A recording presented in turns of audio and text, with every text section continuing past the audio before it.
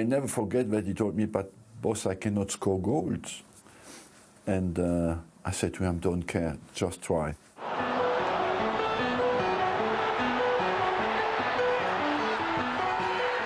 do remember saying to him when he scored his first goal, you know, I'll be able to tell my kids I played with you, and I meant every word of it.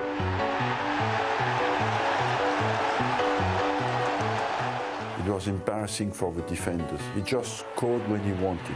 He destroyed so many defences with his pace, top draw. For 3 years in England, Thierry Henry reigned supreme. The header spell was just unstoppable. One of the most gifted players of his generation, coveted by the world's biggest clubs. He was charismatic, educated, elegant, just as he was on the pitch. He would break records and win it all. A footballing monster in respects of ability. He's got everything. That's what you need, players who can just turn nothing into something.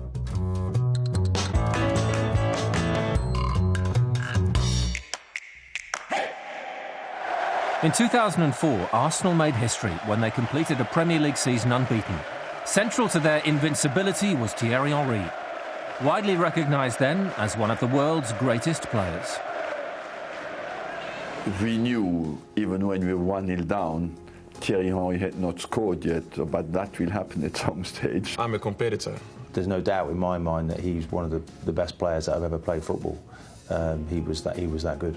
When I go on the field, I will, whatever it takes to win a game, that's how it will be. You think Thierry, you think of that Arsenal, the all-conquering, the swashbuckling, romantic Arsenal, and he's completely inseparable from that. My dad said when he took me at the hospital, he took me in his arm and he didn't even say if I was ugly or pretty or if I looked like him or my mom. He just said that kid's going to be, he said to everybody, to the whole family, look at him, he's going to be great, a great football player. That's what he said. The first time he took me in his arm, that's what he said. Thierry Henry grew up in Les Ulis, a Parisian suburb where he honed his skills amidst the concrete landscape. For me, that was the best place in the world, growing up. Rough and tough, but thankfully for me, you know, my parents pushed me into the right direction. Even as a young player, the attributes required for a stellar career were already in place. What was obvious is that he had this incredible acceleration, capacity to go past players at pace. It was this finishing which really made him stand apart. His talent attracted the top French clubs, but Henry gained a place at the elite French football academy, Clairefontaine. We were like 60 in that school, and you know, through those 60s, maybe one guy is going to make it. So you gotta make sure he has to be you. 2 years later, Thierry Henry had graduated to the French First Division. And it was at Monaco where he began what would become the defining relationship of his career. Monaco's manager was Arsène Wenger.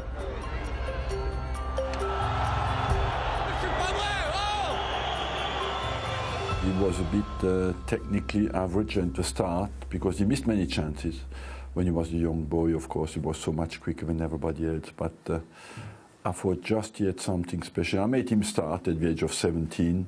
He looked rusty, a bit off the pace of the game at the time, but I thought this guy would make a career. The phone call, I always remember, I was eating at the stadium with the youth team, that's where we used to sleep. And the coach of the reserve team said to me, tomorrow you're going to train with the professional team. And I was like, what type of joke is that? And then he said, yeah, tomorrow you got to be at 10 o'clock with the professional team. Then I said, okay. Then I went. Then at the end of the week I played. And then the rest is history, but that's how it was. When they call you, you gotta be ready. So. Henry established himself as a winger at Monaco. In 1996, he was named the French Young Player of the Year. The following season, Monaco won the league title. And the next, they reached the UEFA Champions League semi-finals, with Henry scoring 7 goals. He was a superstar. already. He was the great hope of French football already. He was a constant presence in the youth teams, you know, under 15, 16, 17, 18, 19. And people were expecting great things of him. And he found it a bit difficult to live with that at times. But then completely exploded, as we say in French. Il a explosé in European football on the biggest stage of them all, and scored more goals, I believe, for Monaco than anybody had in the European competition. International recognition had been quick. French coach Aimé Jacquet selected him for the French team that won the 1996 European Under-18 Championship. 2 years later, he was a surprise selection for the French World Cup squad. Despite his youth, Henry remained unfazed. It was only at the very last minute that Jacquet took the gamble of bringing in young players. You had Trezeguet, who was lethal in front of goal. You had Nicolas Anelka, whom people thought at the time was perhaps an even bigger natural talent than either Trezeguet or Henry. And you had Henry. You couldn't have possibly all three in the group. Ultimately, Nicolas Anelka missed out. Henry immediately justified his selection, scoring 3 goals in the group stage. And the quarter-final against Italy illustrated his strength of character. Goalless after extra time, Henry and young teammate David Trezeguet volunteered to take penalties in the shootout. The surprising thing is that they could possibly convince Aimé Jacquet that they were the right people to do so. Can you imagine that? At 20 years old, you tell the manager, I think I'll take it. That's all right. There's only a place in the semi-finals of the World Cup at stake. It's nothing, really. Henry completed the tournament as France's top scorer with 3 goals. At just 20, he was a World Cup winner. The ultimate prize in football brought a maturity and a realisation there was still much room for improvement and development in his game. I remember when I was young, you know, I used to be a bit crazy, grabbing the ball and running everywhere, and I was like not concentrate. Not in a bad way, but you know, that's the craziness of when you're young. You grab the ball, you just want to run at people, and you go everywhere, and then you look at the time and you're like 20 minutes. Wow, 70 more minutes to go. I'm dead. Sometimes I still do it, but you know, you're trying to be more efficient on the ball, and that's the most important thing. And you see the game in another way. You're more clever, your movement, protect the ball better. It's totally different. At Euro 2000, he led a feared forward line as the emblem of French world football supremacy. He's a better player, full stop. He's rediscovered himself, and he's become. We now know he's going to be a fixture of the French. He's the future of the French team already. He's the present and the future of the French national team. 3 man-of-the-match performances and 3 more goals, including the equaliser against Portugal in the semi-final, illustrated Henry's rising stature as France became champions of Europe. Henry continued to thrive on the international stage. He was the lone striker in 2006 as France reached another World Cup final, beaten by Italy in a penalty shootout. Yet he continued to score, passing Michel Platini as France's leading scorer of all time, before bowing out of international football with 51 goals. You will still hear in France people saying, well, he didn't quite deliver for France what he delivered for Arsenal. You look at it and think, well, he only became a world European champion and played another World Cup final for France. Apart from that, it was a real failure.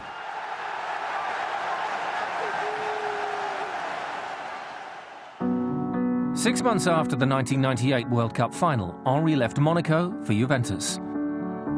But Serie A presented a whole new set of challenges. It was a very, very strong Juve side. You got to think, you know, this is the side in which you had Zinedine Zidane, you had Deschamps, you had Alessandro Del Piero. That was some side to break in if you were an attacking player. And so therefore he found himself on the sidelines, literally, and which is why another move was a good thing. Not that he necessarily wanted to move as quickly as that. Henry became disillusioned with his failure to secure a first-team position. And when a familiar face offered an escape route, he grabbed it. I went to watch him in a playoff game against Udinese for qualifiers for the UEFA Cup, and he played left wing back, yes. And after the game, I came back to Paris with him and I told him, look, I will take you and you will play striker. I actually told him I wanted to come. I actually told Arsene that I want to come and play with him again. And that was something that I don't know why. Maybe because Nicolas Anelka, Emmanuel Petit, Patrick Vieira and some of the French guys were playing there and they were only telling me some good stuff about the club. And there was always something with Arsenal, you know, the jersey, the stadium. When I was seeing it on TV, I always said to myself, I'm going to play there one day. I told him, look, I will give you a chance as a central striker. I never forget that he told me, but boss, I cannot score goals. And I said to him, don't care, just try.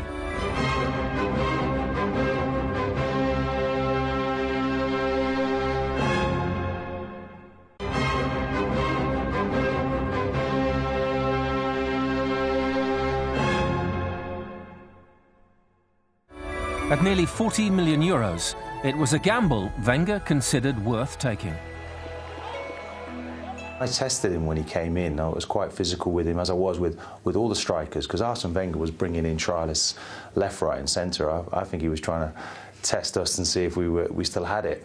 And he stood up to the challenge and he came back fighting. Character-wise, he was a winner. You could tell that straight away. But he had everything. He had, you know, on the ball as well. He had skill, trickery. He could go past the player, and he had an eye for goal. I remember sitting in the stand with him, watching Ian Wright playing in a testimonial game and looking at his movement, and Henry was stunned by his movement, the way that he used to pull off the last defender, and very quickly he was copying that in training. Thierry was very, very good to spot your position, your body position. So if he saw you was out of position once he was attacking you, he could exploit it to the max. Henry adapted slowly to his new role as a central striker. The early part of the season saw frequent appearances as a late substitute. And on one such occasion, he scored his first goal in English football at Southampton. I do remember saying to him when he scored his first goal, you know, I'll be able to tell my kids I played with you, and I meant every word of it. Turned quickly, right foot, top corner, and after that it was amazing. Every single season, every game, 2 goals, 3 goals, 1 goal. He was brilliant to play with, Thierry. When you're playing with players that good, it's instant, you can see it. You knew that next season he's going to get better straight away, and that's what happened. 26 goals in his first season was a phenomenal achievement, as Arsenal finished second in the league behind Manchester United. Wenger had moved Henry from the periphery to the heart of his side, and the striker had responded. He was very much a team player. You know, he was very in the dressing room. You know, he had to have his say. He wanted the group. Without the group, he recognised early we don't win anything. If Henry was a standout performer, the true star was the team. Vieira coming in almost off the street at the beginning. You know, a great lad to work with, had to have the ball. If you didn't give him the ball, you got a rollicking, so everything went through him, and then he'd give it to Dennis, and Dennis would then give it to Henry, and the ball was in the back of the net. It really was that kind of simple, and the rest of us were the sort of framework in and around that, supplying these guys, giving the ball to our best players, and boy did we have some players. We had a fantastic kind of team going forward, and that's what it's all about. You need that kind of strength and depth, and Henry, Thierry was definitely, you know, there at the top, making things happen. In his second season, Henry topped the league charts with 32 goals, as Arsenal won the double, defeating Liverpool in the title race and Chelsea in the FA Cup final. He was the focal point of England's dominant force. Thierry, as a quality, is super intelligent, and he analyzes very quickly what is needed. He started to analyze all the movements of the goalkeepers, and therefore he became very efficient. He could explain to you, I never seen a guy like that, he could explain to you that he took the shot at that fraction of a second because the keeper was on his left foot, but the defender was on the wrong side of him. He had a perfect picture every time of a moment when he took the goal. In his third season, there were 32 more goals and a remarkable 23 assists. His link-up play with Dennis Bergkamp highlighted the skill, vision and intelligence of both these outstanding players. It goes without saying that you play with your head first. I mean, that's why a great player is always ahead of a normal player. Guy like Dennis Bergkamp, guys like that already know what's happening. You know, so they're 3, 4, 5 moves ahead of you. So that's why, you know, their brain is not normal. I trained with these guys in training, and I knew how good they were. And there was a stage when I was giggling sometimes when they'd pick up the ball. When it looks like he's going away from you in a game, something happens and you make something great out of nothing, if you like. Dennis and Thierry can both do that. They give you hope and belief. You've got to have these match winners. They put fear into the other team and they energise their own players. That's what you need, players who can just turn nothing into something. If the Premier League developed Henry's reputation, one Champions League performance against Inter Milan truly caught the eye of the world. The game against Inter, which I remember as the game against Zanetti, which is probably very unfair to a superb defender, but what he did, running the whole length of the pitch, taking over 10 touches of the ball, and to finish as he did as well, absolutely perfect signature trademark Thierry Henry finish. You know, no defender could stop that. Not the best defenders in the world. He was relentless the way that he was that night, and it sent out ripples throughout Europe as to how good a player he was and how good a team Arsenal were. The Frenchman was at the peak of his powers, a master of his craft, as Wenger's Arsenal combined power with flair. He's the symbol of these years of triumph, not just in terms of trophies won, but also in terms of the quality of the football played and the way that the club entirely reinvented itself. You know, you think Thierry, you think of that Arsenal, the all-conquering, the swashbuckling, romantic Arsenal, and is completely inseparable from that. 2004 was the pinnacle. Arsenal remained invincible throughout an entire league campaign. Henry was named PFA Player of the Year for a second successive year. He was the top dog. He had to be the top goal scorer. He had to be the one that won something, and he was a winner. You have to have that quality, that winning quality, and you have to love it. And he did. He loved it every day. He was up for it every week. And there's no doubt in my mind that he's one of the best players that have ever played football. He was that good. He knew that he was a special player. He was getting a lot of accolades of everybody, and he loved all that. He loved the all the press saying Henry's this, Henry, because he thrived off that. He made him better.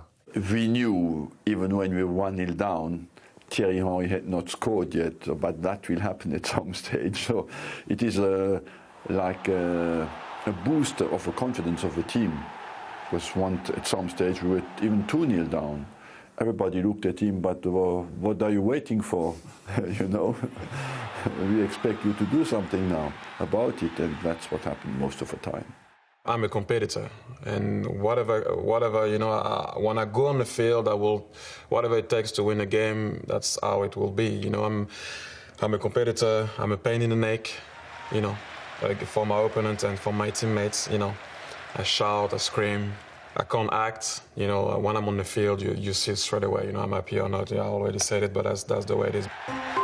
Henry continued to captivate. He won the European Golden Boot for the second successive season, and was named Arsenal captain when Patrick Vieira departed for Italy. He could lead by example. He was assured of a place in the starting lineup. He was not a great talker, but he understood the game perhaps better than any of his teammates. He was a great thinker of the game. And a record breaker too. Ian Wright's club record 185 goals was passed, along with Cliff Bastin's league record of 150. You know, I don't really like coming in second to anybody, but if you could choose somebody, then it would be someone like Thierry. He is an unbelievable footballer, and I think Arsenal, again, very, very fortunate to get a player of his calibre come to us. I don't think there is a single footballer who's placed as much importance on facts and figures as Thierry Henry has done. He has to have objective proof that he has succeeded. He will remember absolutely everything, every single aspect of every game, every goal he scored and how he scored it, and will be able to dissect it. And it's all part of the the Thierry Henry method of becoming an even better Thierry Henry.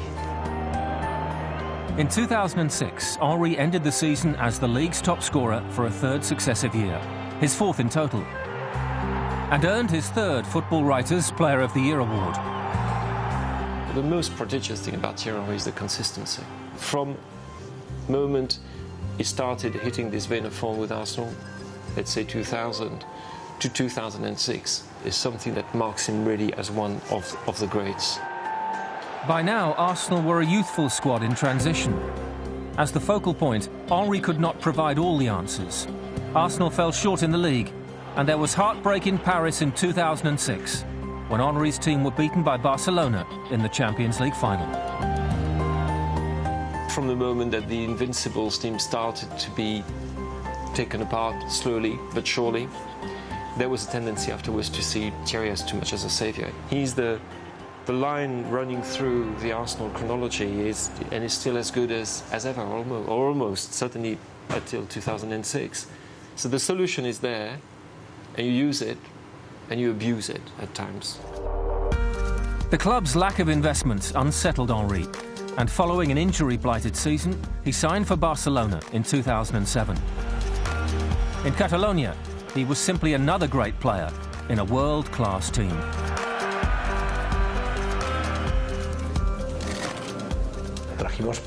We brought him here to add even more quality to the squad. This team would only take players either from the academy or, if they came from outside, they had to be exceptional. Otherwise, they couldn't play here. When you wear that jersey, it's a lot of responsibility. You know, you play for Catalonia. You play not only for Barcelona. It's like it took me a little while to get it, but I did get it. And when we all were on tune and playing well, we were virtually unstoppable. He was someone who should have come to Barcelona sooner than he did. That's something I have to say. It would have been much better had he come in earlier. Like the club says, més que un club, it's more than a club. Initially, Henry was deployed as a wide striker and struggled to adapt. Yet he completed his first season as Barcelona's top scorer, having developed a formidable relationship with fellow strikers Lionel Messi and Samuel Eto'o. He added quality to the team. He offered more options, and that would threaten opponents. And it's true that if they were too focused on Eto'o or Leo, Henry had chances. So that created great difficulties for the opposition. His second season in Catalonia saw him at his very best. Henry, Eto'o and Messi shared 100 goals between them. The highlight of the domestic season was the 6-2 defeat of Real Madrid at the Bernabeu Stadium. Even better was to follow. Barcelona won the treble of Copa del Rey, League and Champions League, followed by victories in the Spanish Super Cup, UEFA Super Cup and FIFA Club World Cup. How do you follow that? Henry decided to move to Major League Soccer in the United States. The decision to go to New York was always in the back of my mind. If it wasn't for the World Cup, I would have gone to New York the year before. The year that we won everything with Barcelona, I would have left then. I always said the day I'm going to leave Europe, obviously Barcelona, because I didn't see myself going anywhere after Barcelona. I was going to come and play for New York, and that's what I did. You look at it and think, well, perhaps he could have carried on in a different league, or he could have gone to Ligue 1 or back to Ligue 1 or to another leading French or German or Italian or Spanish or English club. But no, it was part of the career plan. And again, he set objectives and he's reached every single one of them. After a career at the very top, in 2012, Henry reacquainted himself with the fans who had idolised him for so many years, taking a short-term loan back at Arsenal. And on his second debut, he scored the game's only goal. A fairy tale. The comeback was perfect. He was astounding. I think he astonished us all. The goal against Leeds was beyond everything else. I've never heard a roar like this one at the Emirates or Highbury, and in fact I've never heard a roar like that in any other stadium. Thierry Henry was one of the great strikers of modern football, multiple trophy winner, who for a time was arguably the best in the world, a French football genius who did the game and his family name proud. My dad is an happy guy, but very unhappy. It's kind of weird, you know, he always wants more, he always wanted more, and he is happy, but he always used to say to me, that's not enough, you know. You know, you gotta do more, you gotta do more, but I would like to think he's happy right now, hopefully. Well, I mean, I try my best.